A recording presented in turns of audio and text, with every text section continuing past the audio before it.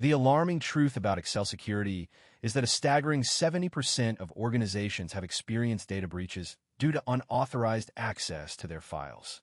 Imagine your confidential sales data or sensitive customer information falling into the wrong hands.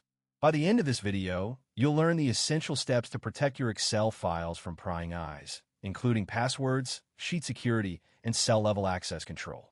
First, let's talk about passwords. Excel 2026 has an advanced password protection feature that lets you safeguard your entire workbook.